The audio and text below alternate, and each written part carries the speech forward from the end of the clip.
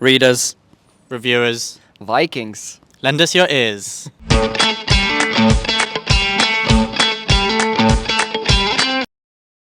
And a huge thank you to all of our Patreons. Thank you to the Pit Fighters, the First Swords, and all of the Bright Stars, Truth and Courage. Hello and welcome to the channel today. This is quite different. We are very lucky to be with Library of a Viking himself. That is your first, middle and last name, isn't it? Yeah, it is. Off A is my middle name.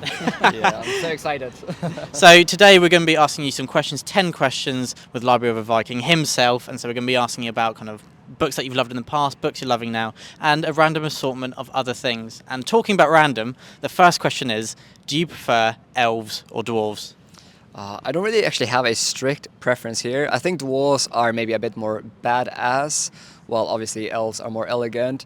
I think if I just think about maybe memorable characters in Lord of the Rings, I probably had a slight preference for Gimli over Legolas, even though both are incredible characters. So I don't really have a strong opinion, but I'll probably say dwarves. Also, it's a bit more Viking-ish, isn't it? I think. Very nice. And I think, Ed, do you remember what Joe Abercrombie said when we asked him? I think it might have been elves, so... I feel like it was dwarves. Was it really? Elves are too... Wow, so maybe you're on the same camp as Joe Abercrombie then. But now on to the next question, which is, what is the first book you remember loving? I think it's probably Harry Potter and the Philosopher's Stone.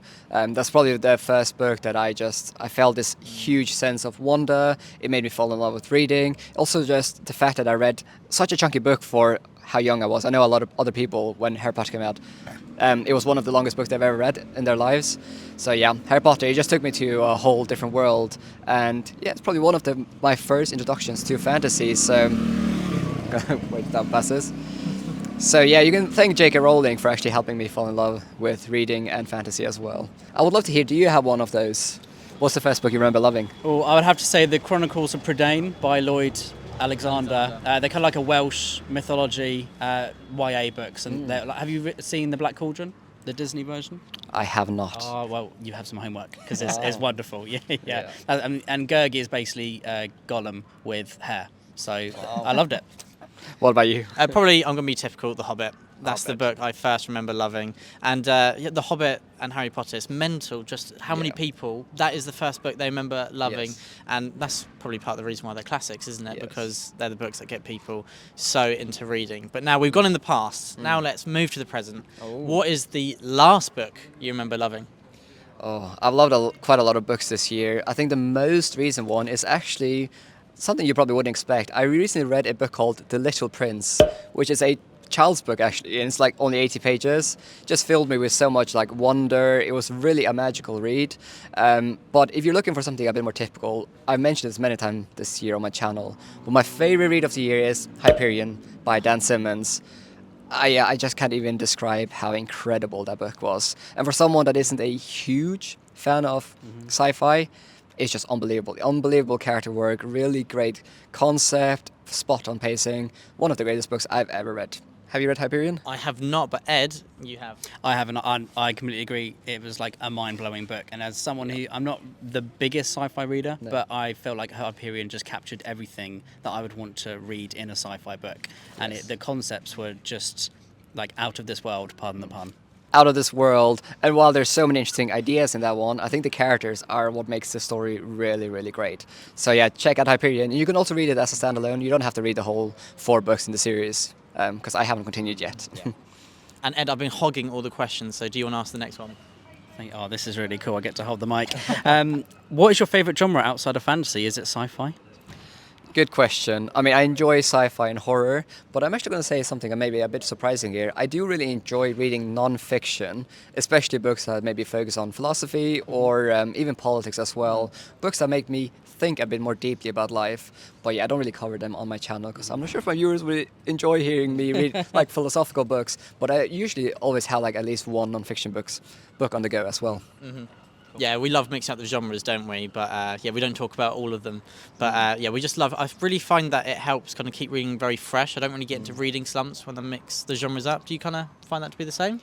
Yeah, I do. It's really refreshing to read something outside of fantasy every once in a while. But the interesting thing is that very often, if I read maybe 2 or 3 non-fantasy books, I start longing for a fantasy world again. So it is just my favorite genre. But yeah, obviously there's so many incredible books outside of this fantasy niche. It draws you back in. And then now talking about some books you want to read. So what is a book that's been on your TBR for ages that you just really need to pick up? Empire of Silence by Christopher Rocchio.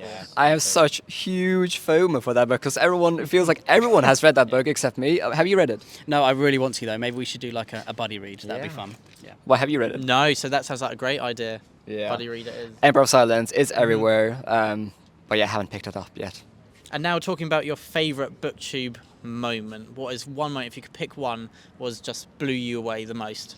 This moment right here, hanging out with the brothers. I knew you were going to say that. Oh, this is definitely up there. I think meeting other content creators is definitely just incredible. But I have to say, one of my most recent moments where I actually met George R. R. Martin, Joe Abercrombie, and loads of other authors and booktubers like Patrick Leo.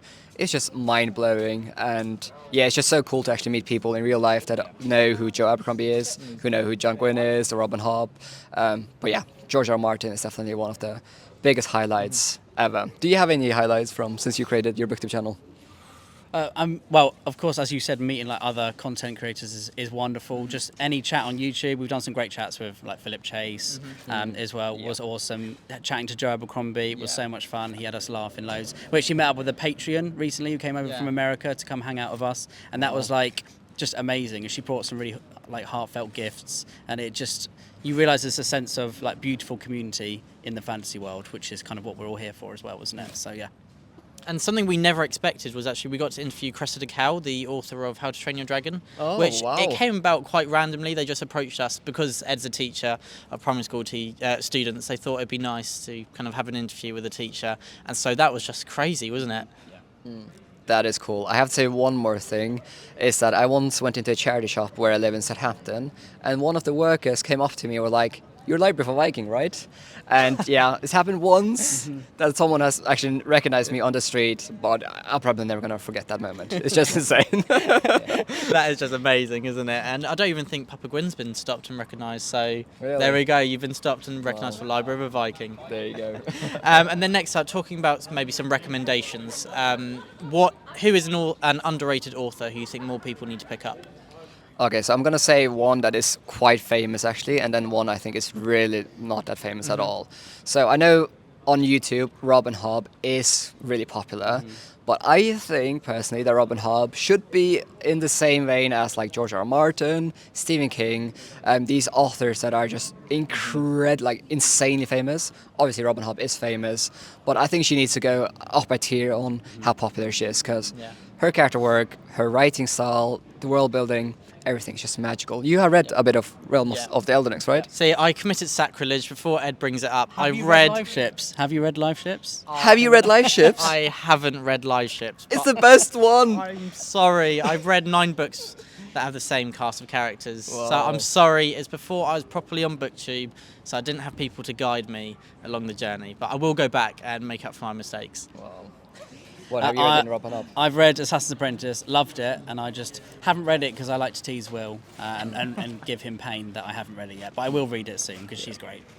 Yeah, and the other author I want to mention is a self-published author. You probably know the name, but Daniel T. Jackson, the author of Illborn and Age of Sin. So he's only written 2 books, but I think those 2 books are some of my favorite books I've ever read. And he has gained a bit of momentum in the indie community, but considering how much I enjoyed those books and like the book hangover I had after both those books, I feel like he should be more well known than he is. Illborn is actually on my bookshelf waiting for me to pick it up, so I need to get to that pretty soon. But then next up, if you could pick one book you've loved to be adapted well and honest to the book, what would you choose? Oh, okay. I know The Wheel of Time has an adaptation. It would be nice to see it being adapted well. So that's probably one of them. But another one is I would love to see the First Law universe come to life. And I think, Best of Cold is in the works, but I really hope they adapt the whole universe because I just feel that could be so incredible. Yeah. I think The Faithful and the Fallen would be really, really cool as well, but maybe I wouldn't rank it number 1. I'll probably ask for a new Wheel of Time adaptation, First Law, and then maybe The Faithful and the Fallen. Very nice. And then Ed, sorry, I've been hogging the questions again, so do you want to ask the next one? What book are you currently reading? Well, I am currently reading a book called True Grit, which is a Nice. Western novel. So it's a novel that Scott Lynch actually recommended. So I'm doing a vlog where I'm reading the books that the author recommended. So I'm almost finished with that one. Have you read True Grit? I love True Grit. It's one of my Oh. favourite books. I love westerns. I'm kind of known on the channel for being a western lover. But are you enjoying it so far? I am enjoying it, but I wouldn't say I'm absolutely hooked into it, which is a bit of a shame because, yeah, I think the concept, the characters are great.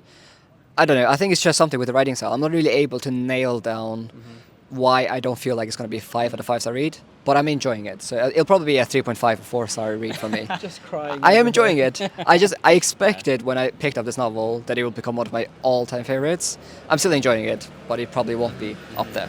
Sorry. Yeah, I loved it as well. But if you don't love it as much, you could try the adaptation as well, because the film's actually really good. You think so as well, don't you, Ed? Yeah, I like both films. But Yep. yeah, no, they're great. So our last question then today is, who is your favourite fantasy character? Yeah, it's a good question. I mean, there's obviously so many. So I'll say 2 here as well. I think when we... so the first one I would say is Samwise Gamgee. He's just such a pure character.